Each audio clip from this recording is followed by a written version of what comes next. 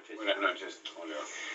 Dije bien, Movimiento Nacional Ferroviario. Sí. Sí. ¿Qué es lo que hacen ustedes? ¿Hace tiempo están trabajando para qué? Nosotros hace algo más de 10 años que estamos organizándonos desde organizaciones de trabajadores de base y con organizaciones de usuarios, tratando de construir una alternativa que empezó denunciando todo esto que viene sucediendo, pero tratando de implementar proyectos alternativos para salir de esta situación, digamos. Y de los anuncios de randazo de hoy, ¿alguno te parece que es positivo, en un sentido positivo? Nosotros lo que estábamos evaluando hace días, lo venimos conversando, hace mucho que venimos pretendiendo la estatización de todas las líneas ferroviarias.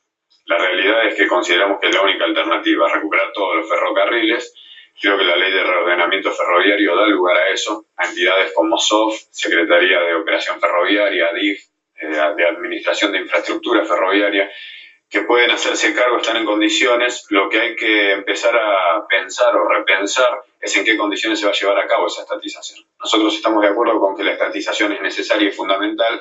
Lo que queremos es que realmente se lleve adelante un cambio que sea importante, digamos, que no sea solamente un cambio administrativo, sino que ese cambio tenga que ver con cambio en las formas de gestionar, en los que intervienen en la gestión, que se dé lugar a los controles, que los controles tengan un sentido más concreto, más puntual. Para eso pueden participar organizaciones de trabajadores, organizaciones de usuarios, el Estado a través de sus entidades, donde se pueda llevar a cabo una práctica que le brinde seguridad a los trabajadores y a los usuarios. Ahora, uno de los anuncios de hoy es que la Fuerza Aérea se va a encargar de controlar, digamos, a los maquinistas o de hacer los estudios. ¿Y eso cómo lo ves? Yo soy conductor de la línea San Martín desde hace 17 años. Hace 17 años que estoy en carrera, debe ser 15 que soy conductor, 12. El tema de los controles nosotros también lo venimos discutiendo hace mucho. Consideramos que está bien que no solamente a nosotros, sino a todo aquel que maneje el transporte público debe ser sometido a ciertos controles. Control de alcoholemia, controles básicos que demuestren que la persona que está trabajando está en condiciones de hacerlo. Lo que creemos es que el eje central no puede ser solamente ese. Creemos que tiene que ser más amplio y que tienen que observarse las condiciones en que se implementan las medidas y las condiciones en que se lleva a cabo el servicio cotidianamente. Somos muchos los trabajadores que a diario nos preocupamos por hacer nuestro trabajo lo mejor posible, por comprometernos con lo que hacemos desde hace muchos años, por eso llegamos a este tipo de organizaciones, y creemos que hay medidas que son positivas y medidas que sería necesario rever para poder mirar los demás elementos. Por ejemplo, podemos controlar profundamente o específicamente a nosotros, a los conductores, pero tenemos que tener condiciones operativas para llevar a cabo nuestro trabajo. Creemos que aun cuando esas no se den, nosotros ponemos lo mejor de nuestra parte para que no sucedan estos accidentes con más frecuencia. Ahora, ¿Qué te pasó vos cuando veías esos videos donde aparecían algunos maquinistas o conductores durmiendo? A eso me refería, porque queda registrado en el inconsciente colectivo, en la opinión pública, de que todos trabajamos en esa forma, y eso no es real. Hay muchos trabajadores, como en muchos lugares, que no, la verdad no se comprometen con lo que hacen, y puede suceder. El tema es que no todos trabajamos de ese modo y que aún en condiciones muy adversas llevamos a cabo nuestro trabajo cotidianamente de una forma respetable, digna y además preocupados por lo que estamos haciendo. Bueno, yo creo que en realidad el grueso de los trabajadores del tren debe querer que las cosas salgan bien, porque de hecho no es que yo compré todos los días o que algo ocurre de la magnitud de las cosas que vimos. La pregunta es si la privatización no minó también, digamos, el espíritu de la organización interna del ferrocarril, digamos, de parte de los trabajadores. Antes era un orgullo, digo, ser del ferrocarril, la gente tenía la camiseta puesta. No sé si eso, después de la privatización, quedó ese espíritu en los trabajadores. Nosotros lo que percibimos, de hecho yo entré en la época de la privatización, entré en el año 96 a trabajar. Y digamos que somos los herederos de la época de la lucha contra las privatizaciones.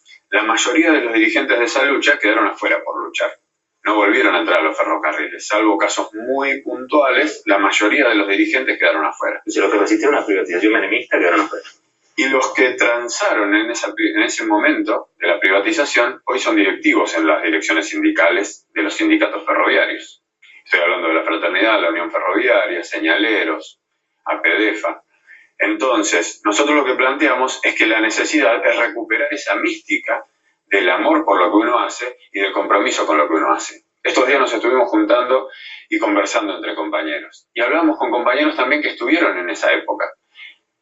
Y uno ve que después de 20 años de estar fuera del ferrocarril, tienen un amor y un compromiso con lo que están haciendo, que difícilmente se puede revertir con una medida política, porque esa gente siente eso. Y esa gente aún hoy está comprometido con lo que está pasando y se indigna con lo que está pasando, con lo que ve en televisión, con lo que se entera a través de los medios. Entonces nosotros creemos que esas pueden ser medidas para recuperar los ferrocarriles. Por ejemplo, reincorporar a la gente que quedó fuera en los 90 por combatir contra eso que hoy se quiere combatir. Porque hasta ahora hubo gestiones, como la de Jaime, como la de Schiavi, la de Devido, que fue llamado el ministro de los Trabajadores por algunos sindicatos como la Fraternidad, fueron responsables en connivencia con esas direcciones sindicales y con empresas, creo que Cirigliano es un caso, de llevar los ferrocarriles a la situación en la que se encuentran hoy. Entonces creemos que esos mismos sectores no pueden ser los que reviertan esa política. Hoy no puede venir a decirme la dirección sindical de la Fraternidad que va a modificar las políticas que se llevan a cabo y defender los ferrocarriles cuando los entregó. ¿Vos crees que Randazzo la tiene fácil? No. Creemos que no, que va a haber una compleja lucha de intereses. Creemos que hay una convivencia de intereses entre algunas empresas, entre las direcciones sindicales, que va a haber que confrontar muchas cosas, pero creemos que tiene los medios para llevar a cabo esa lucha. Creemos que si se apoya en esos sectores, en los sectores de usuarios y de trabajadores que vienen construyendo poder desde las bases, que no se aferraron a esa política entreguista y esa política también de dejar hacer, porque todo esto que viene sucediendo en cuanto a la ineptitud o a la mala operación en algunos casos, tiene que ver con un dejar hacer de muchos años. Estamos viendo que en los últimos 10, 12 años se han llevado a cabo medidas que en realidad no cambiaron nada y donde las direcciones sindicales pasaron a ser oficinas de recursos humanos. Decidían quién entraba, en qué condiciones, de qué trabajaba, a quién echaban, a quién cesanteaban, a quién castigaban. Y eso trajo como consecuencia esto.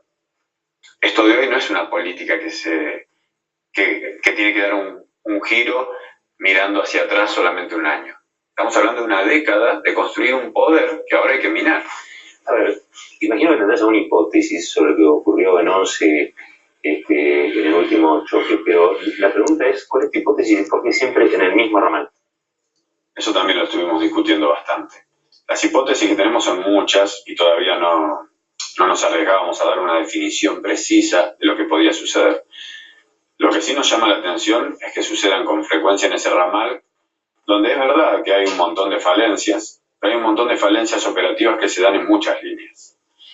Yo soy conductor de locomotoras diésel y eso fue un choque de trenes eléctricos. Lo hablé con compañeros que son conductores de trenes eléctricos y es difícil para nosotros ver que un choque se lleve a cabo en esas condiciones entrando en una estación cabecera donde nosotros sabemos cómo se tiene que conducir y cómo se tiene que entrar. Es un momento más delicado. Claro. La reglamentación vigente aún hoy es el Reglamento Interno Técnico Operativo y establece las condiciones en que se tiene que trabajar.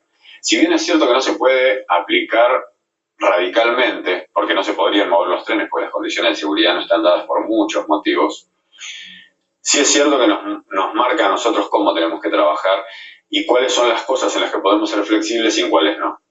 Nosotros creemos que hay un margen de error humano. Generalmente yo soy responsable de los trenes que conduzco diariamente y me hago cargo de eso. Creo que hay un margen de responsabilidad por parte de las empresas, pero creemos que el hecho de que esto sea sistemático está diciendo que tenemos un problema que trasciende al hecho del accidente puntual.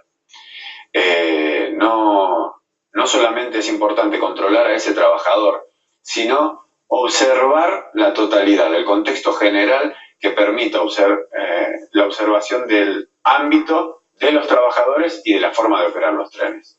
Es la única forma real que nosotros creemos en que se pueden llevar a cabo estas prácticas, con gente que esté comprometida con lo que hace y con una administración, una gestión que den participación a aquellos que realmente están trabajando en eso, en cada una de las áreas. Hay una decisión que se tomó hoy que parece muy elemental, muy básica, casi de sentido común, y es que en el trayecto final, en la última estación, el guarda acompaña al maquinista en lo que sería la entrada, digamos, a la última estación, digamos, la estación terminal. Parece de sentido común, no sé por qué no se había tomado antes. Nosotros en ese sentido lo vemos como que es una medida más de seguridad y nos parece bien. Creemos que nosotros tenemos que estar capacitados para trabajar en las condiciones que están dadas, que somos personal idóneo, que por eso rendimos ante la Comisión Nacional de Regulación del Transporte, y no rendimos un examen, sino que son 4 exámenes para llegar a ser conductor. Entonces creemos que estas medidas tienen que ser implementadas, pero que no tienen que ser coyunturales, sino eso que te decía hace un rato. Por ejemplo, reincorporar a la gente que quedó fuera en los 90 o que fue cesanteada en los últimos 10 años por combatir contra este tipo de cosas o denunciar este tipo de cosas. Nosotros tenemos decenas de compañeros que han sido cesanteados por pertenecer a este grupo y oponerse a las direcciones de las empresas y de los sindicatos. Y esa gente podría acompañar al conductor siendo también conductor. O sea, 2 personas idóneas ocupando un lugar que me parece que es relevante y que están capacitados para reemplazar al compañero en el caso que sea necesario.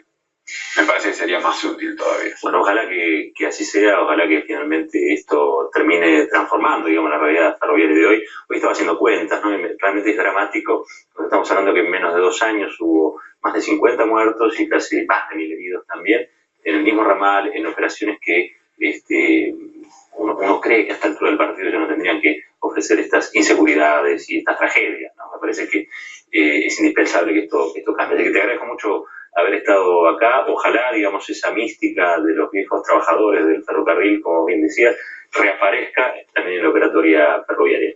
Bueno, muchas gracias. Gracias,